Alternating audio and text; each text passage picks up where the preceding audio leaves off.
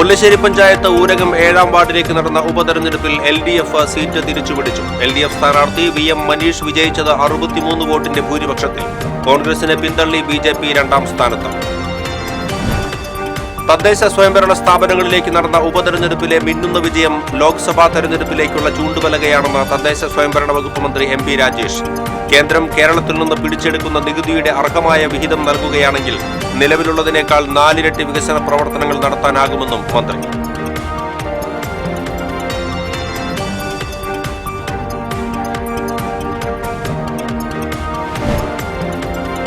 കുഴൂരിലെ കോഴിത്തീറ്റ factory അധികൃതരുടെ അനാസ്ഥ മൂലം കാടുകയറി നശിക്കുന്നു. കോടികൾ മുടക്കി സ്ഥാപിച്ച യന്ത്രങ്ങൾ തുരുമ്പെടുത്തു. ശ്രീനാരായണപുരത്ത് ഒറ്റയ്ക്ക് താമസിക്കുന്ന വയോധിക കൊല്ലപ്പെട്ട സംഭവം. സഹോദരിയുടെ മകനെ മതിലകം പോലീസ് അറസ്റ്റ് ചെയ്തു.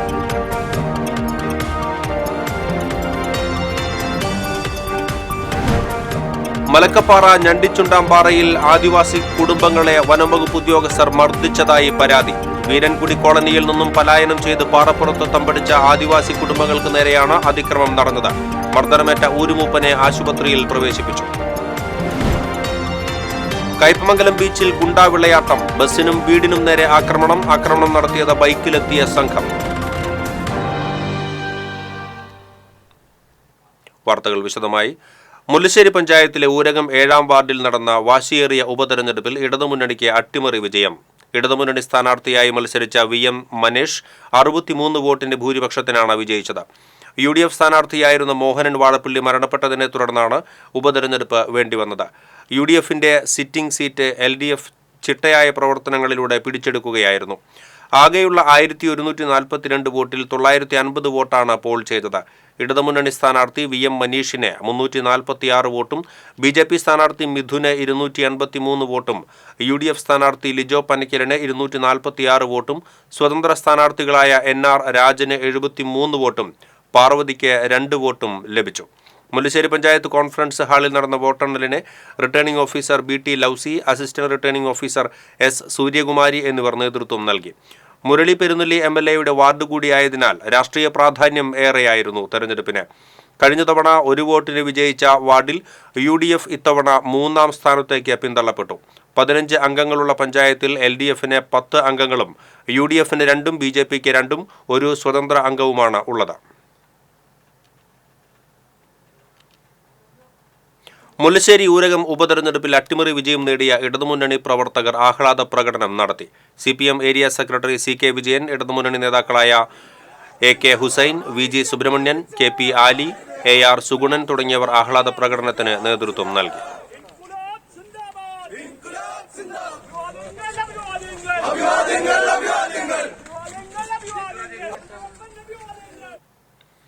തദ്ദേശ സ്വയംഭരണ സ്ഥാപനങ്ങളിലേക്ക് നടന്ന ഉപതെരഞ്ഞെടുപ്പിൽ 6 സീറ്റുകൾ കോൺഗ്രസ് BJP കക്ഷികളിൽ നിന്ന് LDF പിടിച്ചെടുത്തത് ലോക്സഭാ തെരഞ്ഞെടുപ്പിലേക്കുള്ള ചൂണ്ടുപലകയാണെന്ന് തദ്ദേശ സ്വയംഭരണ വകുപ്പ് മന്ത്രി MP രാജേഷ്. തൃശൂർ ജനറൽ ആശുപത്രിയിൽ മാധ്യമപ്രവർത്തകരോട് പ്രതികരിക്കുകയായിരുന്നു മന്ത്രി രാജേഷ്. കാരണം ലോക്സഭാ തെരഞ്ഞെടുപ്പിൻ്റെ രാഷ്ട്രീയ അന്തരീക്ഷം രൂപപ്പെട്ട് കഴിഞ്ഞിരുന്നു. ഒരു ഭാഗത്ത് ഇപ്പോൾ LDFന്റെ നേതൃത്വത്തിലുള്ള സർക്കാരിൻ്റെ പരിപാടികൾ നടന്നു. പ്രതിപക്ഷം ബഹിഷ്കരിച്ചെങ്കിലും നവകേരള സദസ്സ്. ഇപ്പോൾ UDFന്റെ ജാഥ നടന്ന് അവസാനിക്കാറായിരിക്കുന്നു. BJPയുടെ ജാഥ നടന്നുകൊണ്ടിരിക്കുന്നു. ഇങ്ങനെ ലോക്സഭാ തെരഞ്ഞെടുപ്പിൻ്റെ കൂടി ഒരു രാഷ്ട്രീയ അന്തരീക്ഷത്തിലും പശ്ചാത്തലത്തിലുമാണ് LDF സർക്കാരിൻ്റെ സമരം ഡൽഹിയിൽ നടന്നു. ഇതെല്ലാം നടന്ന ഒരു പശ്ചാത്തലത്തിലാണല്ലോ ഈ തെരഞ്ഞെടുപ്പ് നടക്കുന്നത്. അപ്പോൾ ആ തെരഞ്ഞെടുപ്പിൻ്റെ വിധി വളരെ വ്യക്തമായിട്ടുള്ള ഒരു സൂചനയാണ്. 6 സീറ്റ് LDF പിടിച്ചെടുത്തിരിക്കുന്നു. ഒരേപോലെ UDFൽ നിന്നും BJPയിൽ നിന്നും. ലോക്സഭാ തെരഞ്ഞെടുപ്പിൻ്റെ പടിവാതിൽക്കൽ നിൽക്കുമ്പോൾ കൃത്യമായ ഒരു ചൂണ്ടുപലകയാണ് തദ്ദേശ സ്ഥാപനങ്ങളിലേക്ക് നടന്നിട്ടുള്ള ഈ ഉപതെരഞ്ഞെടുപ്പ് ഫലം. കേരളം എങ്ങനെ ചിന്തിക്കുന്നു എന്നതിൻ്റെ സൂചനയാണ് ഈ തെരഞ്ഞെടുപ്പ് ഫലം. കേരളത്തിൽ നിന്ന് പിരിക്കുന്ന നികുതിയുടെ അർഹമായ വിഹിതം നൽകാതെ കേന്ദ്രം കേരളത്തെ ശ്വാസം മുട്ടിക്കുന്നത് സർക്കാരും LDFും ജനങ്ങൾക്കിടയിൽ ചർച്ചാ വിഷയമാക്കിയിരുന്നു. ഇവിടെ നിന്ന് പിരിക്കുന്ന നികുതിയുടെ അർഹമായ വിഹിതം നൽകാതെ കേരളത്തെ ശ്വാസം മുട്ടിച്ചുകൊണ്ടിരിക്കുന്നത് സംസ്ഥാന സർക്കാരും LDFും ജനങ്ങൾക്കിടയിൽ ഒരു പ്രധാന ചർച്ചാ വിഷയമാക്കി കൊണ്ടുവന്നു. അതിനെ കേന്ദ്ര സർക്കാർ സ്വീകരിക്കുന്ന ഈ പ്രതികാര നടപടിയെ പിന്തുണയ്ക്കുകയാണ് കേരളത്തിൻ്റെ പ്രതിപക്ഷം ചെയ്യുന്നത്. അപ്പോൾ അതുകൊണ്ടാണല്ലോ ഡൽഹിയിലെ സമരത്തിൽ അവർ വിട്ടുനിന്നത്. എന്നാൽ മറ്റ് മുഖ്യമന്ത്രിമാർ ഉൾപ്പെടെയുള്ള ഇന്ത്യയിലെ പ്രധാന ദേശീയ നേതാക്കളെല്ലാം പങ്കെടുത്തിട്ടും കേരളത്തിലെ പ്രതിപക്ഷം അതിൽ സഹകരിക്കാതിരുന്നു. അപ്പോൾ ജനങ്ങൾ അതിനെല്ലാം കൊടുത്തൊരു താക്കീത് കൂടിയാണിത്. കേന്ദ്ര സർക്കാരിന്റെ കേരളത്തോടുള്ള പ്രതികാര നടപടിയെ പിന്തുണയ്ക്കുകയാണ് UDF ചെയ്യുന്നത്.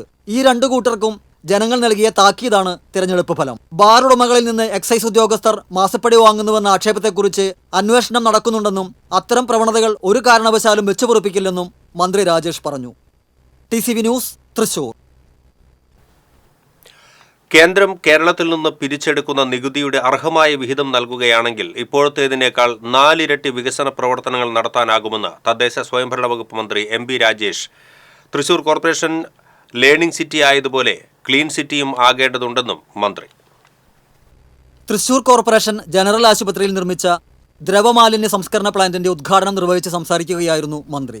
നമ്മൾ ശീലിച്ചിട്ടുള്ളത് ഇതുവരെ മാലിന്യം എവിടെങ്കിലും വലിച്ചെറിയുക എന്നുള്ളതാണ്. അത് ഖരമാലിന്യമാവട്ടെ ദ്രവമാലിന്യമാവട്ടെ, അതിൽ നിന്നൊരു മാറ്റം കൊണ്ടുവരാനുള്ള തീവ്രമായ പരിശ്രമത്തിലാണ് സംസ്ഥാന സർക്കാർ. തങ്ങളുടെ മാലിന്യം എവിടേക്കെങ്കിലും വലിച്ചെറിയുകയെന്നത് നമ്മുടെ ശീലമാണ്. അതിന് മാറ്റം കൊണ്ടുവരുവാനുള്ള തീവ്ര ശ്രമത്തിലാണ് സംസ്ഥാന സർക്കാർ. കർശനമായ സമീപനമാണ് ഇക്കാര്യത്തിൽ സർക്കാർ സ്വീകരിച്ചു വരുന്നത്. മാലിന്യമുക്ത സംസ്ഥാനം എന്ന ലക്ഷ്യത്തിലേക്ക് മുന്നേറുമ്പോഴുണ്ടാകുന്ന എതിർപ്പുകൾക്ക് മുൻപിൽ മുട്ടുമടക്കുകയോ പിന്നിലേക്ക് ചുവടുവയ്ക്കുകയോ ചെയ്യുകയില്ല. മാടക്കത്തറയിലും തൃശൂർ നഗരമധ്യത്തിലെ ജനറൽ ആശുപത്രിയിലും മാലിന്യ സംസ്കരണ പ്ലാന്റുകൾ സ്ഥാപിക്കുന്നതിന് നിശ്ചയദാർഢ്യം കാണിച്ച കോർപ്പറേഷനെ അഭിനന്ദിക്കുന്നു. തൃശൂർ കോർപ്പറേഷൻ ലേണിംഗ് സിറ്റി ആയതുപോലെ ക്ലീൻ സിറ്റിയും ആകേണ്ടതുണ്ടെന്ന് മന്ത്രി രാജേഷ് ഓർമ്മിപ്പിച്ചു. മേയർ MK വർഗീസ് അധ്യക്ഷത വഹിച്ചു. P ബാലചന്ദ്രൻ MLA, കോർപ്പറേഷൻ ആരോഗ്യകാര്യ standing committee chairman PK Shajan, general ആശുപത്രി superintendent doctor Taj Paul Panakkal തുടങ്ങിയവർ സംസാരിച്ചു. അമൃത് പദ്ധതിയിൽ ഉൾപ്പെടുത്തി 5 കോടി രൂപ ചെലവഴിച്ചാണ് പ്രതിദിനം 3,60,000 ലിറ്റർ ദ്രവമാലിന്യ സംസ്കരണ ശേഷിയുള്ള പ്ലാന്റ് നിർമ്മിച്ചിരിക്കുന്നത്. സംസ്കരണത്തിന് ശേഷം പ്ലാന്റിൽ നിന്ന് ലഭിക്കുന്ന ജലം ശുചിമുറികളിലെ ഫ്ലഷുകളിലേക്കും പൂന്തോട്ടത്തിലേക്കും പുനരുപയോഗം ചെയ്യാവുന്ന രീതിയിലാണ് പ്ലാന്റിന്റെ നിർമ്മാണം. TCV news, Thrissur. പണമില്ലാതെയും കോടതി കയറിയും കുരുക്കിലായ കുഴൂരിലെ കോഴിത്തീറ്റ ഫാക്ടറി കെടുകാര്യസ്ഥതയിൽ കാടുകയറി നശിക്കുന്നു. കേരള പൗൾട്രി ഡെവലപ്മെന്റ് കോർപ്പറേഷൻ കോടികൾ മുടക്കി സ്ഥാപിച്ച യന്ത്രങ്ങൾ തുരുമ്പെടുത്ത് ഉപയോഗശൂന്യമായി. ഫാക്ടറിയുടെ ശേഷിക്കുന്ന നിർമ്മാണം നടത്താനും ഉൽപ്പാദനത്തിനും ഫണ്ട് ലഭ്യമല്ലെന്നാണ് സംസ്ഥാന പൗൾട്രി വികസന കോർപ്പറേഷൻ മാനേജിംഗ് ഡയറക്ടർ രേഖാമൂലം അറിയിച്ചിട്ടുള്ളത്.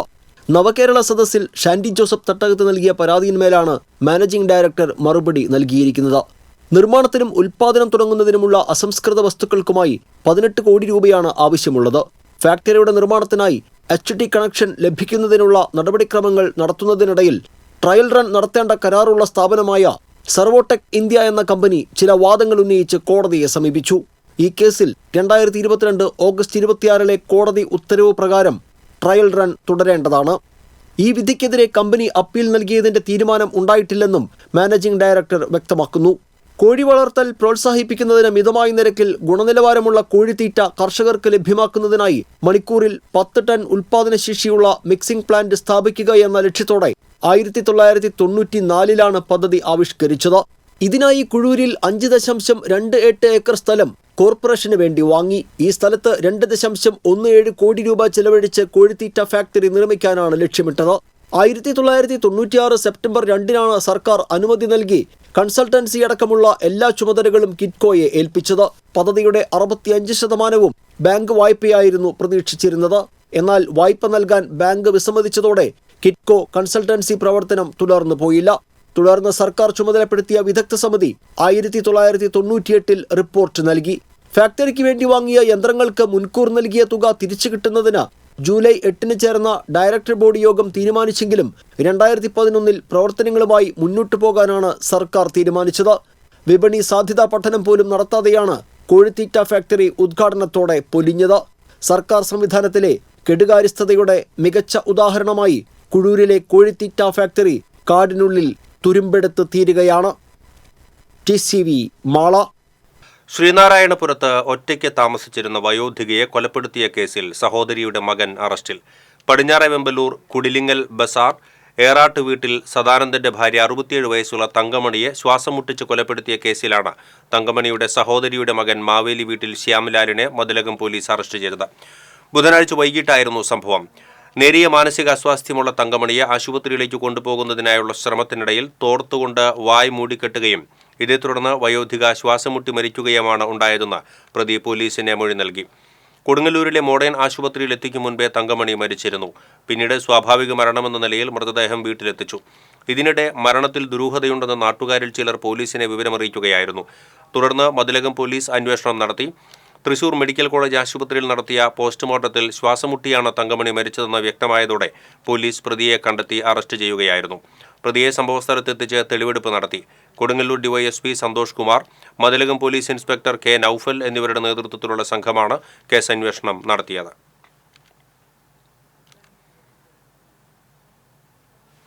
മലക്കപ്പാറ ഞണ്ടിച്ചുണ്ടാംപാറയിൽ ആദിവാസി കുടുംബങ്ങളെ ഫോറസ്റ്റുകാർ മർദ്ദിച്ചതായി പരാതി.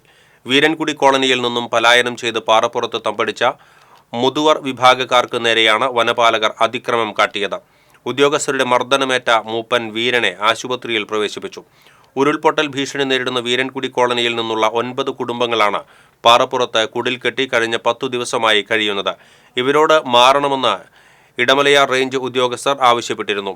ഇതിനിടെ ആദിവാസികൾക്ക് പിന്തുണയുമായി CPM ഇവിടെ കുത്തിയ കൊടി മാറ്റണമെന്നാവശ്യപ്പെട്ടാണ് വനപാലകർ അക്രമം നടത്തിയതെന്ന് പറയുന്നു.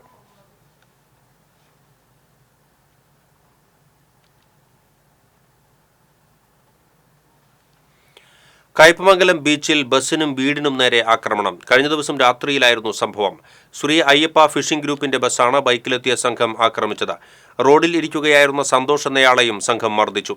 ഇതിനുശേഷം വഞ്ചിപ്പുര ബീച്ചിലെത്തിയ അക്രമികൾ കിഴക്കേടത്ത് ജയശാഖന്റെ വീടിന്റെ ജനൽ ചില്ലുകളും അടിച്ചു തകർത്തു. കയ്പമംഗലം പോലീസ് അന്വേഷണം ആരംഭിച്ചിട്ടുണ്ട്. കഴിഞ്ഞ ദിവസം ഉച്ച മുതൽ മേഖലയിൽ ചിലർ തമ്മിൽ വാക്കേറ്റവും ഉണ്ടായിരുന്നതായി നാട്ടുകാർ പറയുന്നു. ഇരിഞ്ഞാലക്കുട കൂടൽമാണിക്യം ക്ഷേത്രത്തിലെ ഉത്സവത്തിനിടെ ആന ഇടഞ്ഞ് 3 പേരെ കൊലപ്പെടുത്തിയ സംഭവത്തിൽ പ്രതികളെ Irinjalakuda judicial first class magistrate കോടതി കുറ്റവിമുക്തരാക്കി. മുൻ അഡ്മിനിസ്ട്രേറ്റർ KN രവീന്ദ്രനാഥൻ, മുൻ ചെയർമാൻ P തങ്കപ്പൻ, കമ്മിറ്റി അംഗങ്ങളായിരുന്ന Krishnananda Babu, KK Rajesh, Balakrishnan KP, Subramanian, Vanaja Dharmarajan, KP Jathavedan Namboothiri, KG Suresh, ആന ഉടമസ്ഥൻ PA ജേക്കബ്, 1-ാം പാപ്പാൻ പ്രകാശൻ, 2-ാം പാപ്പാൻ കുട്ടൻ എന്നിവരെയാണ് പ്രതികൾക്കെതിരെയുള്ള കുറ്റം നിലനിൽക്കുന്നതല്ല എന്ന് കണ്ട് Irinjalakuda judicial first class magistrate Alisha Mathew കുറ്റവിമുക്തരാക്കി ഉത്തരവായത്. 2008 ഉത്സവത്തിനിടയിൽ ഏപ്രിൽ 23 എഴുന്നള്ളിപ്പിന് ശേഷം ഉത്സവ കാഴ്ചക്കാരിൽ ഒരാളായ ഓച്ചിറ സ്വദേശി നൌഷാദ് ആനയുടെ കൊമ്പിൽ പിടിച്ചതിനെ തുടർന്നാണ് പോപ്സൺ ഉണ്ണികൃഷ്ണൻ എന്ന ആന ഇടഞ്ഞത്. 3 പേരെ കൊലപ്പെടുത്തുകയും ചെയ്തു. കേസിന്റെ വിചാരണ മധ്യേ ആന ഉടമസ്ഥനായ PA ജേക്കബ്, ദേവസ്വം അഡ്മിനിസ്ട്രേറ്ററായ KN രവീന്ദ്രൻ എന്നിവർ മരണപ്പെട്ടിരുന്നു.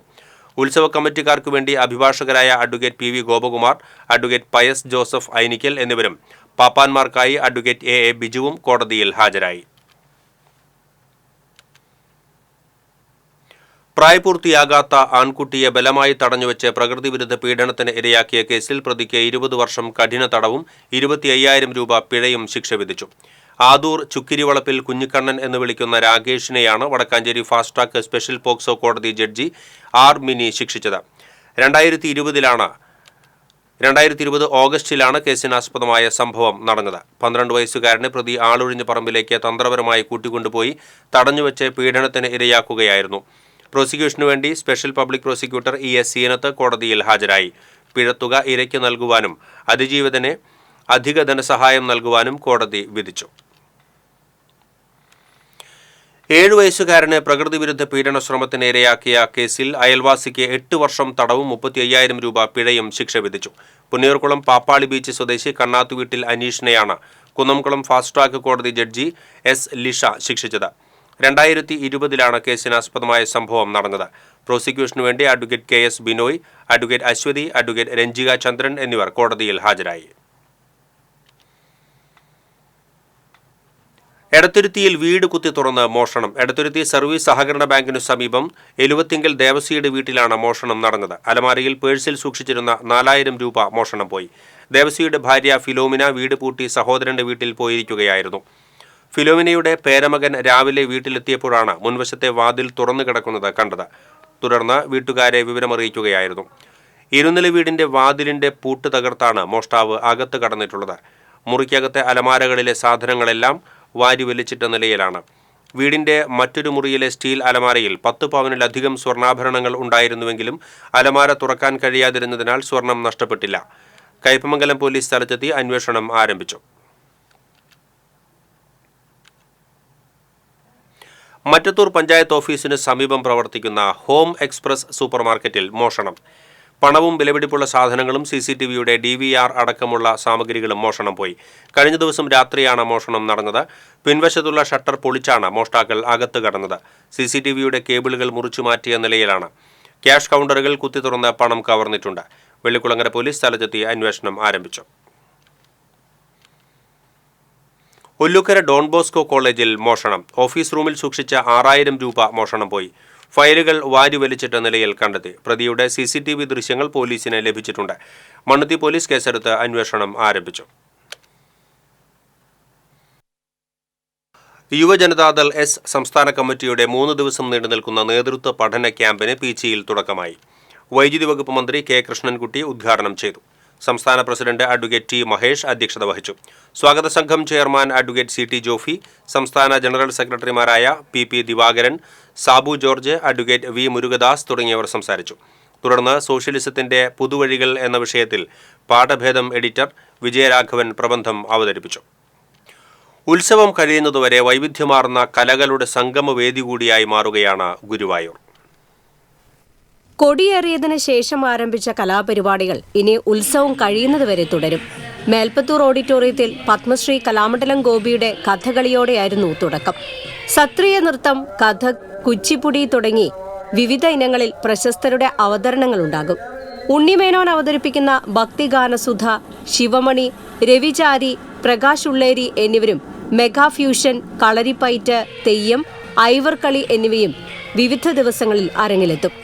മേൽപ്പത്തൂർ ഓഡിറ്റോറിയത്തിന് പുറമെ കിഴക്കേനടയിൽ വൈഷ്ണവം ക്ഷേത്രക്കുളത്തിന് സമീപം വൃന്ദാവനം എന്നീ വേദികളും ഒരുക്കിയിട്ടുണ്ട്.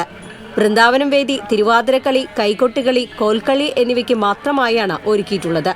316 സംഘങ്ങളാണ് ഈ വേദിയിൽ ഉത്സവ നാളുകളിൽ ചുവടുവെക്കുക. ഉത്സവമായതോടെ ഗുരുഭവനപുരി സംഗീത സാന്ദ്രമാണ്. കൊടിയിറങ്ങുന്നതുവരെ ഗുരുവായൂർ ഉത്സവ ലഹരിയിലാകും. ഗുരുവായൂർ ക്ഷേത്രോത്സവം തുടങ്ങിയതോടെ ഗുരുവായൂരപ്പൻ കനകപ്രഭയിലാണ്.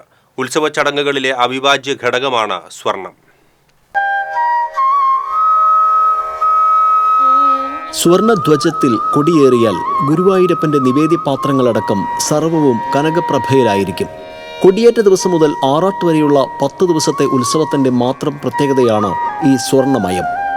സ്വർണ്ണ ഉരുളിയിലാണ് ഭഗവാന്റെ ഉച്ചപൂജയുടെ നിവേദ്യം. സ്വർണ്ണക്കുടത്തിലെ പായസവും സ്വർണ്ണക്കിണ്ണത്തിലെ ഉറത്തൈരുമാണ് ഭഗവാന്റെ ഉച്ചയൂണ്. 10 ദിവസങ്ങളിലുള്ള സ്വർണ്ണ ഓടങ്ങളിലെ വിഭവങ്ങളും ഉണ്ടാകും.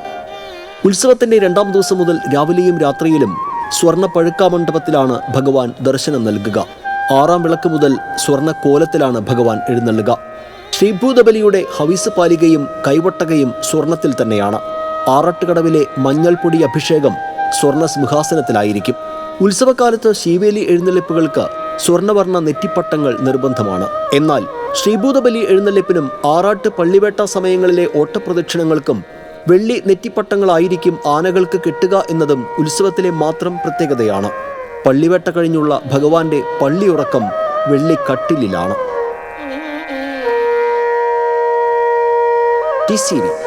ഗുരുവായൂർ. ഗുരുവായൂർ ക്ഷേത്രോത്സവം 3ാം ദിവസത്തിലേക്ക് കടന്നതോടെ ഭക്തജനത്തിരക്ക് വർദ്ധിച്ചു. ഉത്സവത്തിന്റെ ഭാഗമായി നടക്കുന്ന പ്രസാദ ഊട്ടിൽ പങ്കെടുക്കുന്നതിനും കലാപരിപാടികൾ ആസ്വദിക്കുവാനും വലിയ തിരക്കാണ് അനുഭവപ്പെടുന്നത്. കൂത്തമ്പലത്തിൽ നടക്കുന്ന ചാക്യാർകൂത്ത് ആസ്വദിക്കുവാനും തിരക്കേറെയാണ്. തിരക്ക് കണക്കിലെടുത്ത് ദേവസ്വം പ്രത്യേക ക്രമീകരണങ്ങൾ ഏർപ്പെടുത്തിയിട്ടുമുണ്ട്. തൃശൂർ ശ്രീ വടക്കുംനാഥ ക്ഷേത്രത്തിലെ മഹാശിവരാത്രിയോടനുബന്ധിച്ച് നടത്തുന്ന നൃത്തസംഗീതോത്സവത്തിന് തുടക്കമായി. Cochin Devaswom board president doctor M. K. Sudarshan ഉദ്ഘാടനം ചെയ്തു. കൊച്ചിൻ ദേവസ്വം ബോർഡ് മെമ്പർ പ്രേംരാജ് ചുണ്ടലാത്ത് അധ്യക്ഷത വഹിച്ചു. P. ബാലചന്ദ്രൻ MLA മുഖ്യാതിഥിയായി. ക്ഷേത്രോപദേശക സമിതി president Pankajakshan, secretary TR Hariharan, Thrissur ACP Sudarshan, division councillor Poornima Suresh, Yogakshemam group director Unnikrishnan, Devaswom manager Saritha, കൺവീനർമാരായ P. Sasidharan, Sreekumar Mangatt, Pooram exhibition president Ramakrishnan എന്നിവർ പങ്കെടുത്തു. മാർച്ച് 8 വരെ എല്ലാ ദിവസവും നൃത്തസംഗീതോത്സവവും, മാർച്ച് 2, 3 തീയതികളിൽ നൃത്താഞ്ജലിയും, മാർച്ച് 5, 6, 7 തീയതികളിൽ ലക്ഷാർച്ചന യജ്ഞവും നടക്കും.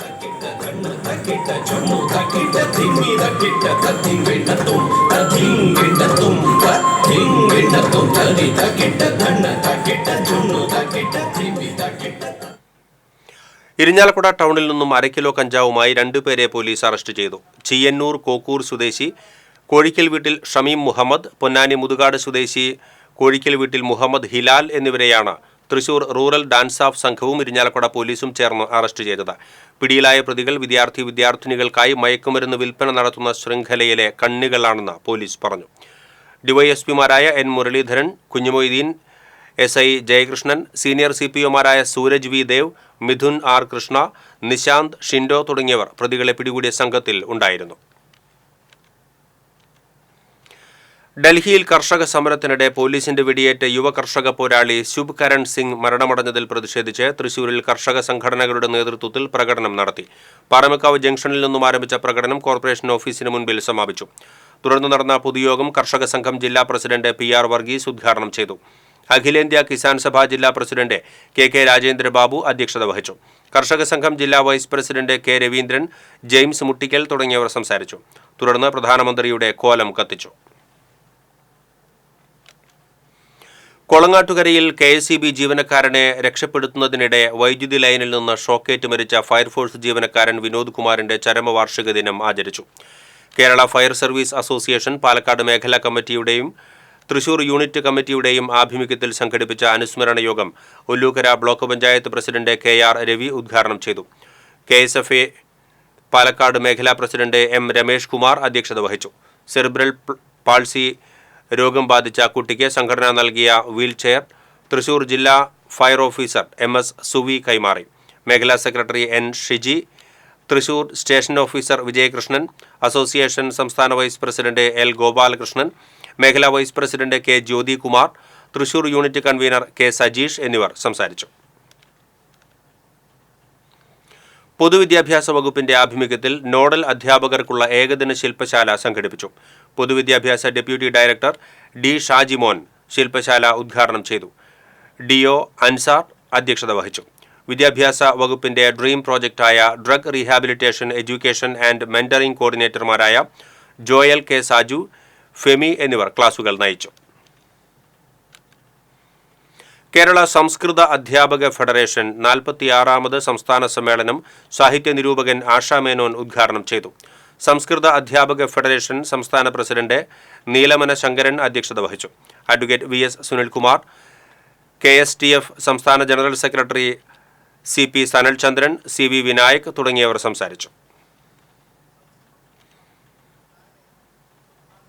ഉത്രാളിക്കാവ് പൂരത്തിന് സർക്കാർ 5 ലക്ഷം രൂപ ധനസഹായം അനുവദിച്ചു. സേവ്യർ ചിറ്റിലപ്പള്ളി MLAയുടെ ഇടപെടലിലൂടെയാണ് ടൂറിസം വകുപ്പ് തുക അനുവദിച്ചത്. നേരത്തെ മുൻവർഷങ്ങളിൽ ലഭിക്കേണ്ട തുക ലഭിക്കാതിരുന്നതിനാൽ Uthralikavu Pooram central coordination committee chief coordinator അപേക്ഷ സമർപ്പിച്ചതിന്റെ അടിസ്ഥാനത്തിലാണ് വിനോദസഞ്ചാര വകുപ്പ് ഡയറക്ടർ ധനസഹായം അനുവദിച്ച് ഉത്തരവിറക്കിയത്. ഈ മാസം 27-നാണ് ഉത്രാളിക്കാവ് പൂരം. പ്രധാന വാർത്തകൾ വീണ്ടും. മുല്ലശ്ശേരി പഞ്ചായത്ത് ഊരകം 7ാം വാർഡിലേക്ക് നടന്ന ഉപതെരഞ്ഞെടുപ്പിൽ LDF സീറ്റ് തിരിച്ചുപിടിച്ചു. LDF സ്ഥാനാർത്ഥി VM മനീഷ് വിജയിച്ചത് 63 വോട്ടിന്റെ ഭൂരിപക്ഷത്തിൽ. കോൺഗ്രസിനെ പിന്തള്ളി BJP 2ാം സ്ഥാനത്ത്. തദ്ദേശ സ്വയംഭരണ സ്ഥാപനങ്ങളിലേക്ക് നടന്ന ഉപതെരഞ്ഞെടുപ്പിലെ മിന്നുന്ന വിജയം ലോക്സഭാ തെരഞ്ഞെടുപ്പിലേക്കുള്ള ചൂണ്ടുപലകയാണെന്ന് തദ്ദേശ സ്വയംഭരണ വകുപ്പ് മന്ത്രി MB രാജേഷ്. കേന്ദ്രം കേരളത്തിൽ നിന്ന് പിരിച്ചെടുക്കുന്ന നികുതിയുടെ അർഹമായ വിഹിതം നൽകുകയാണെങ്കിൽ നിലവിലുള്ളതിനേക്കാൾ 4 ഇരട്ടി വികസന പ്രവർത്തനങ്ങൾ നടത്താനാകുമെന്ന് മന്ത്രി.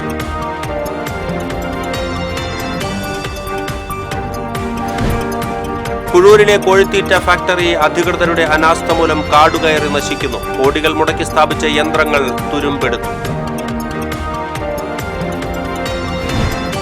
ശ്രീനാരായണപുരത്ത് ഒറ്റയ്ക്ക് താമസിച്ചിരുന്ന വയോധിക കൊല്ലപ്പെട്ട സംഭവം. സഹോദരിയുടെ മകനെ മതിലകം പോലീസ് അറസ്റ്റ് ചെയ്തു.